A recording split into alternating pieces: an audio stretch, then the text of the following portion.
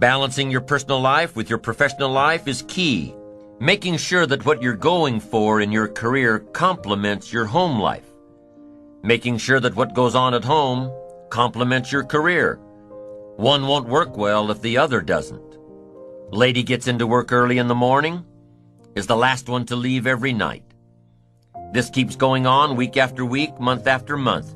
Doesn't seem like she gets that much more accomplished than everyone else. Matter of fact, it seems like she's using the office to escape from home. Something's wrong here. Better fix it. Chances are that whatever's bothering her at home is affecting her work anyway. A guy's always late for work. Always takes off during the middle of the day to go home. There always seems to be some sort of emergency to tend to at home.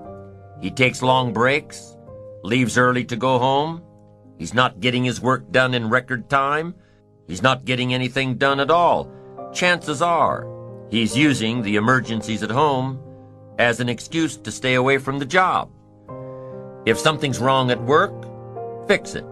If you can, or look for your solution elsewhere. If something's wrong at home, fix it. If what's going on at home is the result of neglect, admit it and fix it. Pay greater attention. If you need to go to counseling, go to counseling. Talk with your minister. Talk with a trusted friend. But remember that whatever the problem is at home, it probably didn't happen overnight. So make sure to give it some time in the healing. Be patient. Now there's a balance between work time and home time, professional time and personal time. They both have to be working well in order to maximize your ambition and maximize your potential. Problems at home affect work. Problems at work affect home. Even when things are going well in both areas, sometimes special circumstances call for the work time to take away from the home time. And if that's the case, make sure everybody at home knows when to expect the light at the end of the tunnel.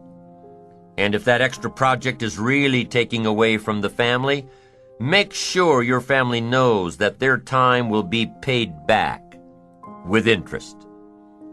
Psychologists have found two major things that we as human beings get the most happiness and satisfaction from. Two things. Number one, our work. Our contribution to society.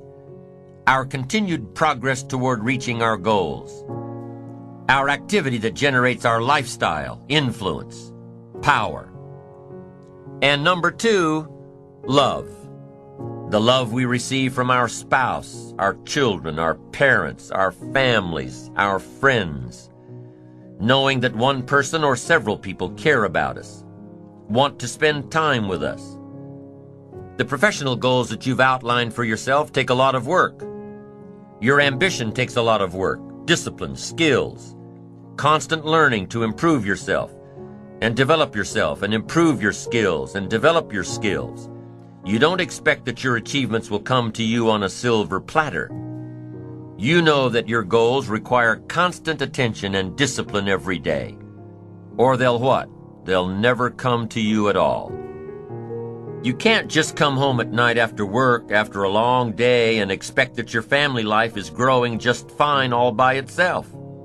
You can't just expect that your personal life will grow and flourish without attention, without taking time to feed and water and weed out the bad stuff, the negative stuff that happens while you're away. No, creating the perfect personal life, family life, takes just as much attention as creating the perfect professional life. It takes love and nurturing and kindness and sincerity and caring. It takes all those things. And that's one of the biggest mistakes that happens today. People spend all their time, focus all their energy, give everything they've got. They give it all to the job. It can't work that way. Your family requires more than that. The investment we make in our personal relationships before they're put on paper is the investment we must continue to make. The more we give, the more we get. If you stop giving, guess what? You'll probably stop receiving too. So keep your investment in relationships and family active. That's part of the good life. What good is a mansion on the hill if you've got no one to share it with? It's no good. What good is an investment portfolio worth millions if you've got no one to share it with? It's no good. What good is working so hard day after day, month after month, year after year, working until you accumulate everything you want, and in the meantime, your family left you? It's no good. It all loses its value. Life has to be balanced. Work hard, play hard. Work 6 days, take 1 day off. Work 3 months, take 1 week off. Life has to be balanced, or your lifestyle will suffer. Life without balance can cost your relationships. Life without balance can cost your health. Life without balance can cost your spirituality. Life without balance can cost your wealth. Work on a balanced life. Work on balanced ambitions. If you're a believer, don't neglect it. Study and practice if you're a believer in spirituality. Nourish, study, and practice the art of spirituality. Now, I'm not asking you to be a believer, but I'm asking that if you are a believer, do not neglect that part of your future. Study and practice as diligently as you study and practice ambition and parenting and skills and success in the marketplace. Faith helps sustain ambition. Here's what else plays an important role in your ambition: your physical side, your health. And here's some of the best advice I've got on the physical side. Ancient scripture says, treat your body like a temple. Excellent advice. Treat your body like a temple, meaning something you'd take extremely good care of. A temple, not a woodshed. No, a temple. And here's why. The mind and the body work together. You've got to have both functioning well. Here's one of the best ways I've come to look at it. Your body needs to be a good support system for the mind and the spirit. A good support system that can take you where you want to go, support you with strength and energy and power and vitality. Here's a major part of success: vitality. I'm telling you, some people don't do well simply because they don't feel well. Now, feeling well is a personal responsibility. By taking care of the temple, it's the only place you've got to live. Your physical body, cherish it. Ancient scripture says this: sometimes the spirit is willing, but the body is weak. See, that's a sad combination, a willing spirit and a weak body. You can't think of a much more pitiful combination. You wake up in the morning and the mind says, let's go get 'em, and the body says, I can't even get out of bed. You now have to have a conversation with your body that says, that's the last time you're going to fail me. Give me the excuse that you can't get out of bed. I'll drive you to your knees to do push-ups until you're exhausted. I've got these plans for fortune and enterprise, and there's one thing I'm going to demand: a strong, unbelievably powerful support system. From now on, I'm going to have a support system that will take me wherever I want to go. Support me with power. Support me with vitality, strength, uniqueness, zest. Anything less than that, I will not settle for. I'm telling you, you've got to take care of this physical side because it's so important. Be conscious of self, of your support system. Be conscious of self, but not self-conscious. Don't work on it too much, more than you need to. You don't have to spend 6 hours a day to have a good support system. You don't have to. 30 minutes a day, 1 hour a day, and you can have a strong, healthy body. Exercise? You can do just a few simple things. Take the stairs instead of the elevator, unless you're on the 50th floor in New York.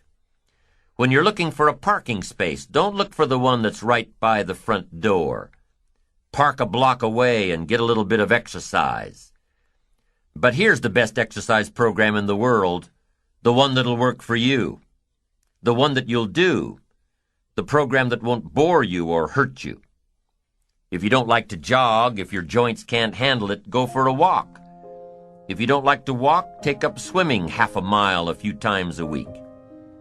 If you don't like exercise that seems like exercise, get into a sport, like tennis or racquetball or basketball or softball. You don't have to do too much, just enough to keep your body a good support system. It's kind of a paradox, but the more physical activity you do, the less sleep you need. The more physical activity you do, the better your mind works. We've all heard of the runner's high. Well, it's true. 20 to 30 minutes of sustained activity starts releasing endorphins in our bloodstream. And endorphins are our body's natural secretion of morphine. No wonder they call it a runner's high. It is. Take care of the physical so that it becomes a happy support system. It'll have the muscle and the strength and the vitality to take you wherever you want to go, accomplish whatever you want to accomplish. Develop a good support system to take care of you, and make all of your dreams come true. Because you've got to have the physical. Okay, and here's what else you need to pay attention to in the physical. Those things that could hurt you, like overeating and smoking and too much alcohol. These things can destroy your temple just as surely as pure neglect. Now, a fine glass of wine with